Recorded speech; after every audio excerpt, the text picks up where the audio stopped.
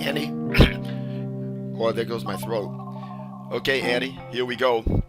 Here's that footage I told you I found of me from some years ago, sitting in front of a green screen.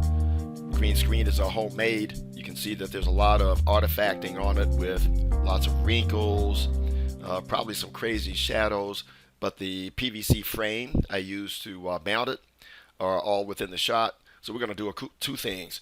The first thing is we're going to get all that out and just use the usable parts to key out for a nicer background. So here we go. We're going to select our pen tool. I'm going to make the screen a little smaller so that we can see it. And I'm going to make a junk mask, not too tight around. We're going to have to adjust it a little bit as we go because I move around a lot when I talk. And we're going to have to compensate for any shoulder movements, head movements, and so forth. So here we go. You can see now that I'm off a little bit to the right on that side. So why don't we expand it out just a bit, even touching my hat a little bit. Let's keep scrubbing through and see what happens. It looks like I'm touching a little bit on this side as well, so we'll stretch it. And let's take that guy on out a little bit too. But the good news is we've gotten the wrinkles out. I think it looks like maybe we got this one all the way through, even as tight as that is. I think we're good. Okay, we'll call that a winner. I normally use to get rid of the backgrounds, in this case, that I don't want. I will select Effect, and I will use keying built into After Effects. And the really nice program is add-on is Keylight 1.2. They may have something better in CC, but it's probably the same thing. I will simply select, make sure that you, by the way, unpre-multiply your work. And I normally check the final result always while I'm working.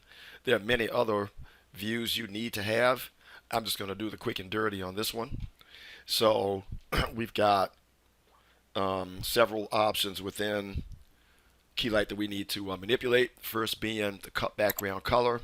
Let's pick the eyedropper and select our background. We've already got something that looks pretty good going forward. I'm going to bring the screen back up. And I found that these settings work very well for me in this particular instance where I've got really curly fuzzy hair and didn't have really good lighting in this. I set the gain to 102.8 and I set the D-spill bias. Oops. Select the pen. I normally pick a color that's most prominent, close to the edge, something like that. I'll show you in a second why that's going to work for us. We're going to slip down to the clip black, and we're going to get that edge a little bit, work on that edge. 3.0 worked well for me. I set the white clip to 71, and I set the shrink and grow to a negative 2.8. And there you can see it cleaned up that edge quite a bit. Go in a little, well, you know what, I won't go in now so much, but you can see it's a little fuzzy, but that's what we want. I'm a little fuzzy, a little organic, and this works really well from a distance from back here. I also I despotted just a tad bit. 0.3 worked for me. You can scrub through that number a little bit and see what works best for you in your footage. That's going to be the important thing. Beyond that, I went to my edge color correction. Expand that out so you can see a little bit. And you're going to want to enable that one. I set the hardness of my edge to 30 after I played with it. I do want it to be a little bit hard, but not so much. And I do want to bring the softness up a little bit because once again, a nice organic edge, even though it's nice and clean, works well. So that gives us a little more edge softness. And those settings pretty much work for me in Keylight. So now we've got a usable character. I'll show you that maybe we've got those edges right by creating a, tell you what, I will do this and I'm going to create a text layer, and I'm going to drop that text layer behind it, and there you can see that even relatively close up, we've got a pretty good edge. A little bit fuzzy because the shirt might be a little bit, but back from the distance we're working at, you can see that not only is the edge looking pretty good, but you cannot see through me to the text. And that's the other important reason you needed, the important reason you needed to go in and make sure you've got all of the bias settings set correctly. Looks pretty good. The mat looks pretty good and everything. Okay, I'm going to disable that for just a moment. And we're going to do one quick thing here, which is I'm going to go out and find a file, if I can wake my system up. Okay. And I normally store these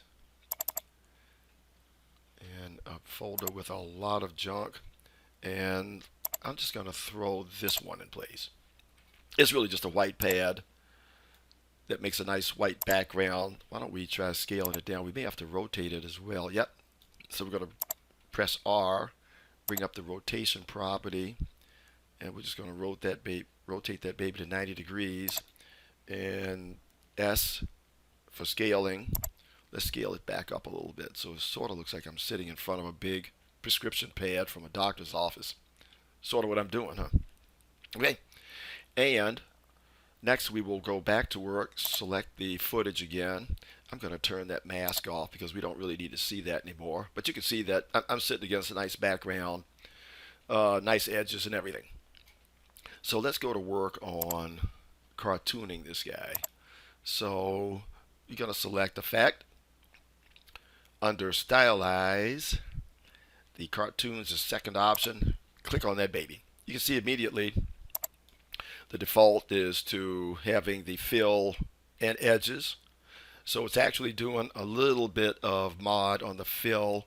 I'll show you a little bit what you can do with that. You can knock the level down just a bit. I think 2.0 is as low as it goes. Gives me a somewhat plastic look.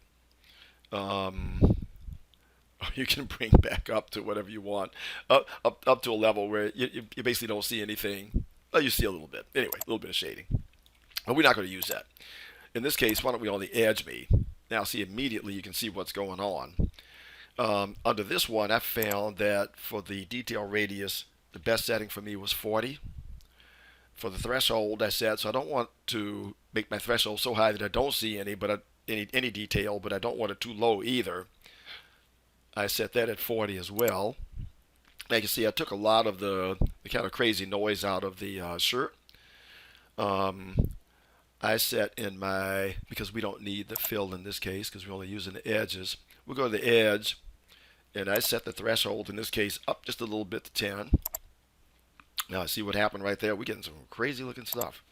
1, I set on the width, and in my advanced settings, I had my edge enhancement to 10.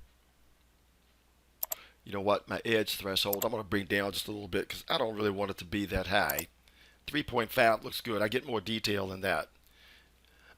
And let's see. And then my edge black level. Now, it depends on what you want, what you like.